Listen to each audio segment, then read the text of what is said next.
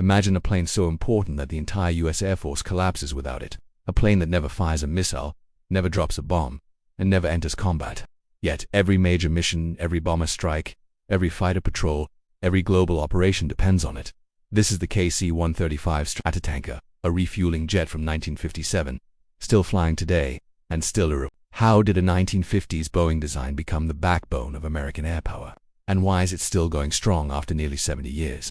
Today, you'll discover the untold story of the KC-135, the quiet giant behind every mission America flies. The story begins at the height of the Cold War. The US military had a terrifying problem. Its nuclear bombers couldn't reach their targets deep inside the Soviet Union, not without stopping, not without exposing America's strategy. Long-range fighter, same issue. The answer wasn't more fuel tanks. The answer was a flying gas station. Boeing proposed something revolutionary, a jet-powered tanker that could refuel other aircraft while both planes were moving at nearly 600 miles per hour. The project was ambitious, dangerous, and ridiculously complex.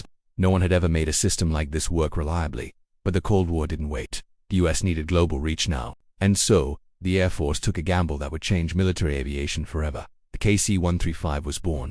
At first glance, the KC-135 looks like a quirky cousin of the Boeing 707 airliner, and that's because it kind of is. But the KC-135 wasn't a recycled passenger plane. It was designed from the ground up as one of Boeing's first jet-powered military aircraft. Here's what made it groundbreaking. Before this, air-to-air refueling used slow propeller tankers. They couldn't keep up with the new jet bombers. The KC-135 changed everything with its jet engines. Then there's the flying boom system. Under its tail hangs a steerable metal arm controlled by a boom operator lying prone in the back of the aircraft.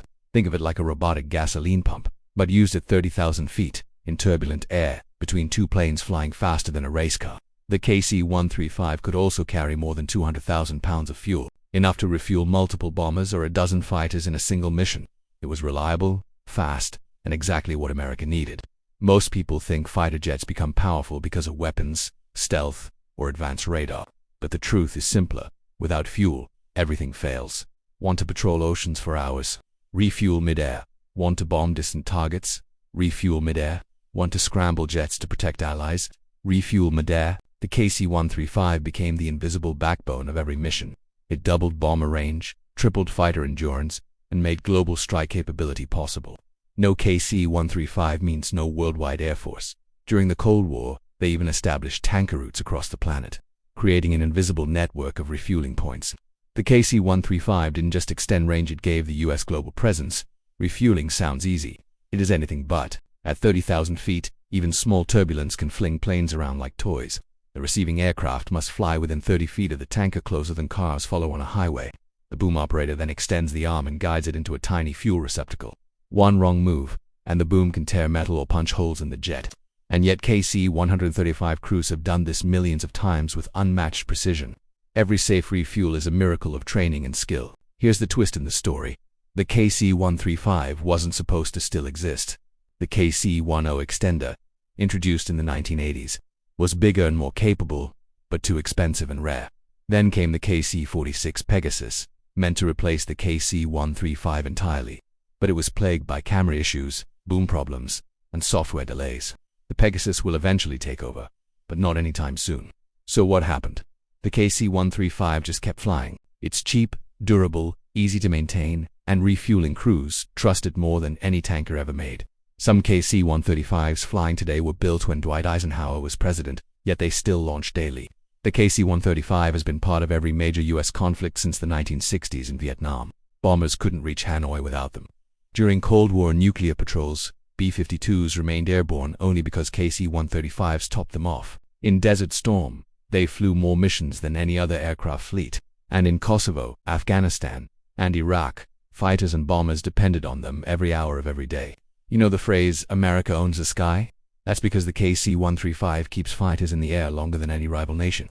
A fighter jet might have 20 minutes of fuel for combat, but with the KC-135, they can stay overhead for hours. Tankers don't fight, but victory would be impossible without them. KC-135 missions are long, uncomfortable, and exhausting.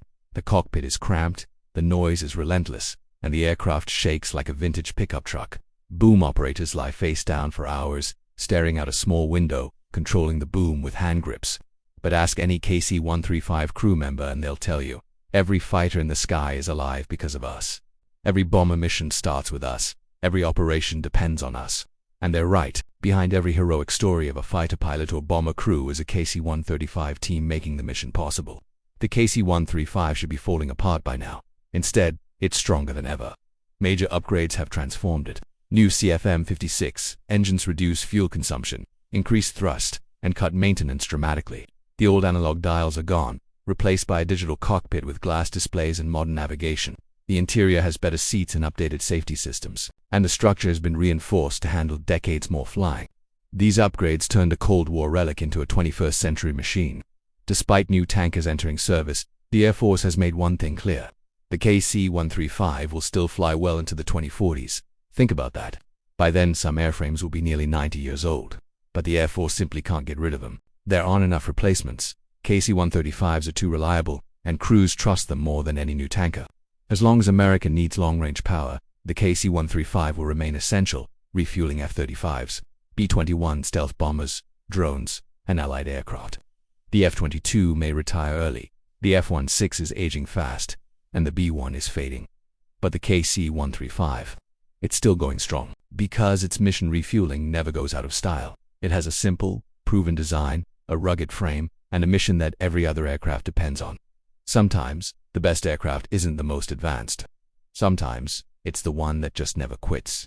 For nearly 70 years, the KC-135 Stratotanker has stayed in the skies, not because of luck, but because the world needs it. It is the quiet hero behind every mission, the lifeline for every jet, the reason American air power reaches every corner of the planet, and long after today's aircraft become museum pieces. The KC-135 may still be up there, fueling the next generation. If this deep dive into military history kept you watching, hit like, subscribe, and tap that bell. You're watching the Time Vault, where the past never truly leaves the sky.